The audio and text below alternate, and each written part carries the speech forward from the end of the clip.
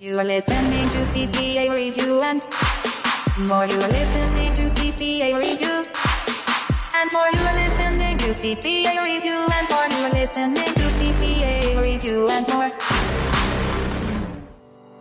Good morning, good afternoon, and good evening wherever you're joining from.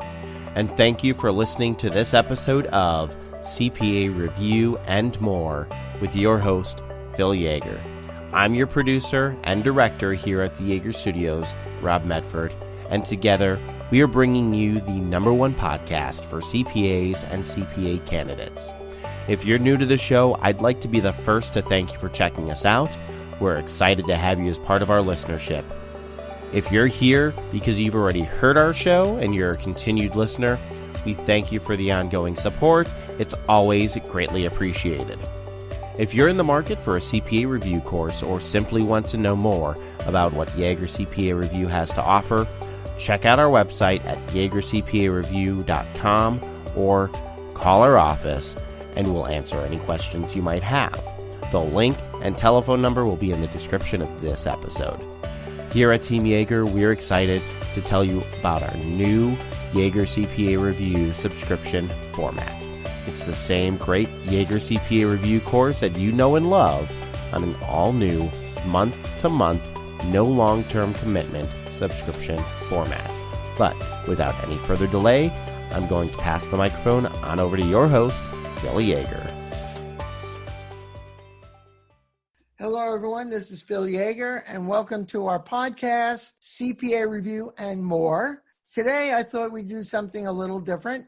We would invite two CPA candidates and also, people who have been successful on the CPA exam, and they can tell you exactly what they had to do, to pass what they did pass on the exam. And we have with us nice guys. You're a nice guy, John, right? Two nice guys. John Ramsey. And you're in Colorado, right? Yes. He's in Colorado. Also, we have Juan Liem. Now, Juan, where do you live? I live in Carrollton, Texas, about 25 miles of Dallas. Okay. I actually know exactly where Carrollton is. Oh, nice. So with Juan. Juan, how did you approach the CPA exam as far as studying for it? All right.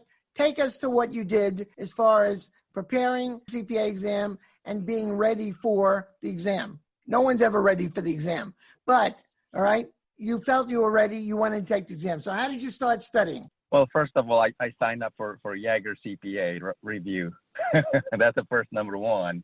I watched video lessons a lot, right? So just to kind of get the overview of what I'm studying, looking at the blueprint, understanding what they really want us to study for it. So doing a lot of lessons, and during the weekend where I have a lot of hours, I do go into the multiple choice questions, and I just keep hammering those questions and just going over it over and over again. How did you prepare for the task-based simulation? Going through the questions also, really understanding the material. Did you find any task-based simulations from any course that were helpful to you? No, just the Yaeger CPA Review. I mean, the last chapter of the... Yeah, a lot of courses, they give out hundreds of task-based simulations that you can try, all right? And interestingly enough, I hear from the students who have done that, not our students, but who have, gone with these courses, have 100 some odd simulations, that when they get to the exam, they never see those simulations. And, the reason for that, obviously, is that those simulations are made up by the course providers, not the AICPA. If you follow these blueprints, you know what the blueprints are? Can you describe what they are? Yeah, they're basically a long topic of questions, one sentence questions of what you need to prepare for, for the exam. They have, a lot of blueprints, a lot of questions, so they can direct you to what you need to study or what you need to be prepared for. Now, when you took the exam, did you find there was material that was outside of the blueprints, or did they follow the blueprints pretty closely? Pretty closely, yeah. Okay. So the blueprints, for those who don't know what they are, and by the way, you should know what they are by now, the blueprints are the tasks that you have to know. And the Yaeger CPA says that's what we're going to test on, the blueprints. Nothing more, nothing less. And they believe with the task-based simulations, and this is the Yaeger CPA's position, that, all right, if you know how the computer works at Prometrics, all you're doing is you're taking the information from the blueprints and you're putting them into the simulation that you have on the exam. With the blueprints, were you able to finish every simulation on the exam? Yes. Did you have any parts on the exam that you had trouble finishing because of the time? I probably the longest EEC because of the writing. But The I written did communications? finish Written communications? yes, the communications. But I did finish the multiple choice pretty quickly. So I had a lot more time to finish the writing piece of the test. And is it true, what they say is the written communication can come from financial accounting, auditing, or taxation? Is that where it was from, those areas? Yeah, on the test that I took, I got a lot on IT accounting. You're talking about the business communication or the written communication? Yes. It was a lot on IT. That's interesting. Okay. All right. And then here's a plug for us. Would you say that on materials, videos, more or less explain the IT sufficiently so that you could pass the portion of the IT with our course? Yes. Okay. Now, you never took another course. Am I correct? Correct. All right. So did you pass everything the first time when you took it? No, I did. I took the regulation twice. Okay. And the second time I took it 4 weeks after I failed the test, just because I got too overly confident on the CPA exams that I just had a very short period of time to study for the regulation, and I thought I could get it. But I knew I wasn't really prepared for the first test. So what did you do this second time, all right, to make up for your lack of being prepared for the first time of reg? Well, I really honed into some of the topics that I wasn't really prepared for. How did you determine those topics that you weren't prepared for, that you failed? Did you use anything to determine that? Well, just by looking at the questions on the first test. I mean, that's you don't necessarily want to just focus on one topic. You want to be able to handle all the topics, but there are big main topics on regulation, for example, like the S corporations, the C corporations, how you contribute monies and distribute and things like that. So that's what I really hone in and getting it really well prepared. Did you look at your diagnostic report if you failed the reg the first time? Did you look at that report? I did.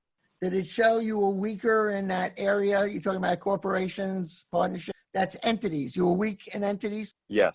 Okay. Is that the only area you were weaker in? That and also the task-based simulation. Okay. Well, you were weaker on the topics. See, people think if it says weaker on task-based simulations, you don't know how to do a simulation. Everyone knows how to do a simulation if they know material on that simulation. So you were just weaker on whatever areas they tested on simulation, correct? Right. That is correct. Okay. John Ramsey, tell us about yourself, all right? John, what do you do? Tell me what you do for a living. Well, I work for a smaller firm out in Englewood, Colorado. We are a niche tax firm, so we basically just do a lot of taxes and bookkeeping. We do some business valuation as well, but yeah, that's basically what I'm doing. Are you finding there's less bookkeeping required? In other words, do most of your clients have their own way of doing their own bookkeeping, or do you still do that for them? We have a fair amount of clients that we do the books for. We also have a fair amount of clients that choose to do it their own way. It all depends on the clients, but we do have to do a fair amount of bookkeeping work. What software do they use to do the bookkeeping, the write-up work? Most of our clients are using QuickBooks of some year. We have a few that still use Quicken, but most are using QuickBooks or QuickBooks Online. Is your firm, are they QuickBooks specialists? Is there something you take to become an expert on QuickBooks? We do have a few folks here, 2 of us actually, that are QuickBooks Pro Advisors. I am one of them. I am the Pro Advisor for QuickBooks Online. One of our other people is the Pro Advisor for Desktop. So, yeah, we do have that. Oh, very good. Now, tell us about your sort of journey through the CPA exam. I started a couple of years ago, actually, when I was still in my master's program for accounting, because I needed some extra credits for meeting that new 150 credit requirement that's out there. I started off with BEC. At that point, I hadn't, been introduced to Yaeger yet, and that went fine. Reg went fine as well. I took that June of 18, so, within 6 months of my BEC exam. And it seemed like after that is when things started to kind of go off the rails. I was doing audit and FAR. I did not pass those parts of the exam. And then it was actually my boss who went looking for solutions to try and help me figure out what I needed to do. And he was actually the one that found Yaeger CPA and introduced me to it and told me to give that a shot. I have to find out who that woman is and thank her. Did she take our course? Did she take the Yaeger course? No, he did not. He's been a CPA since the 70s, at least. So he was just looking online trying to find solutions that might help, and he came across your website and gave me the information and told me to look into it. I did, and ever since I started with Yaeger, I passed audit, I passed FAR, and now I'm just looking to retake BEC, which unfortunately fell off, but it happens. Which part did you take first? I took BEC first when I was still in my master's. And you passed with that, with some other course, all right? Yeah.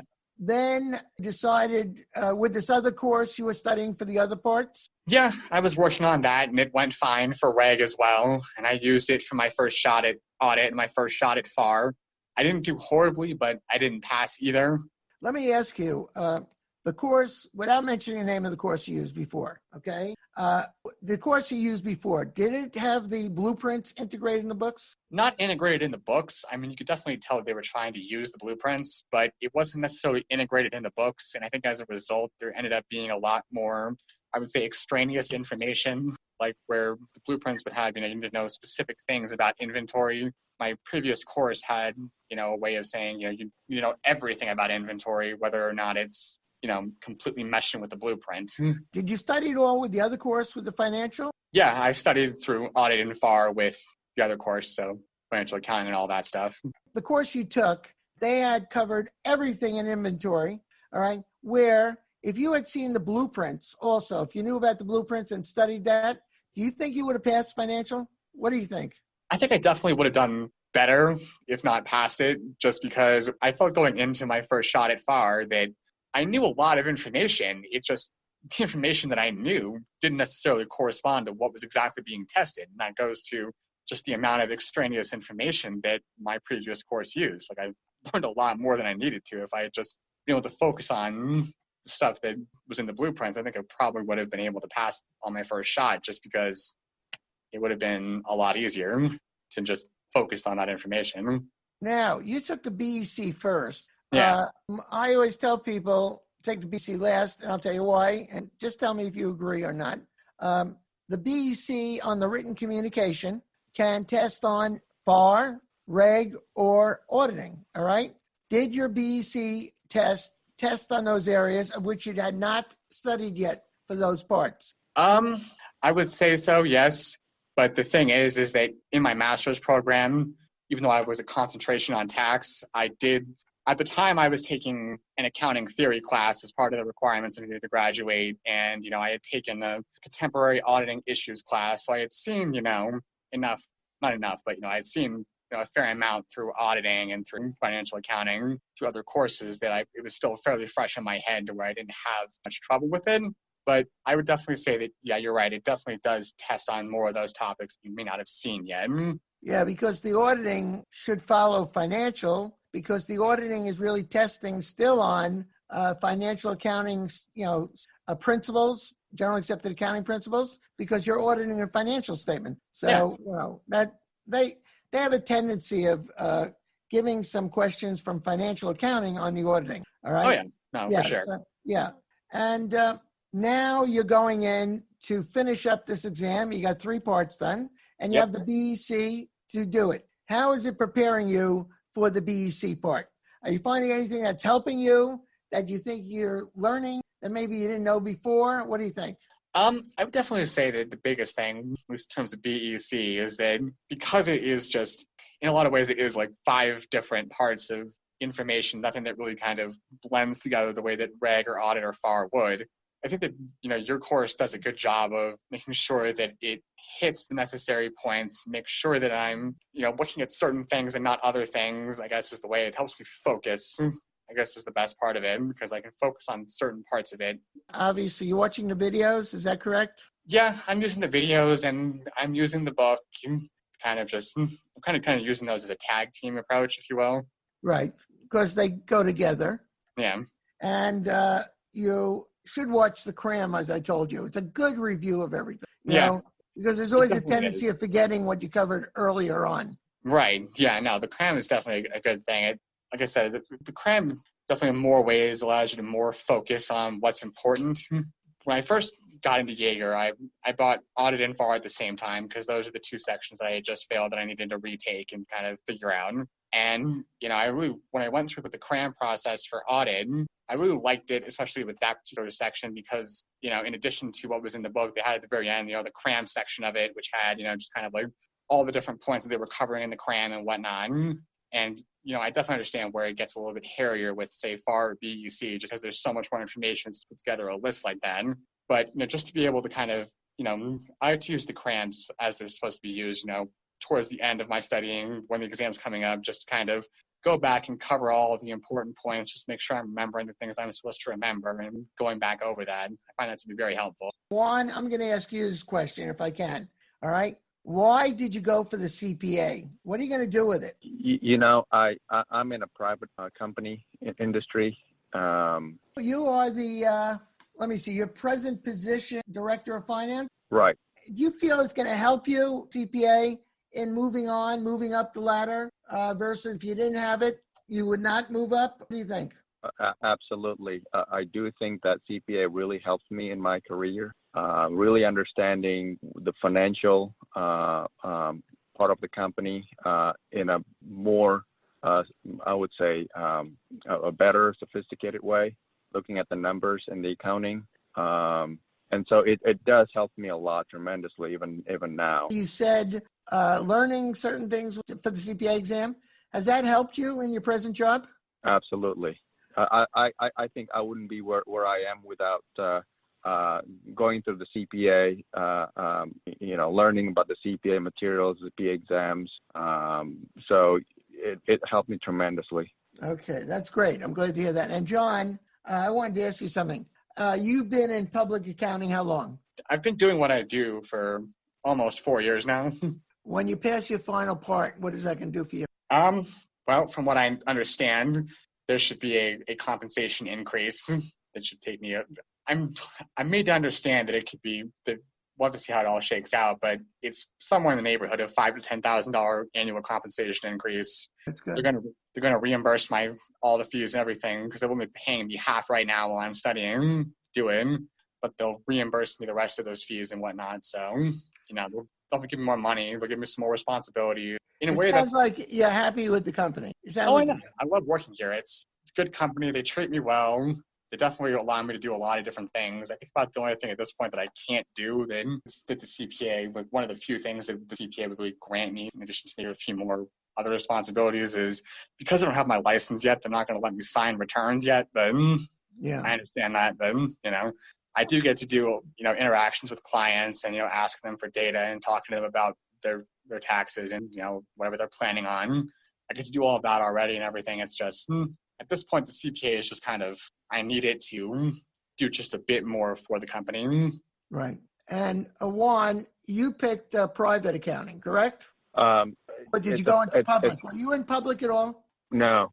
Okay. And now this is the question. Wait a minute. You don't have public accounting experience. In Colorado, how do you get the experience requirement to get your license? Do you have someone to sign off? Is that what it is? Or do they give credit for the masters towards the experience? What's the deal in Colorado? Talking to me?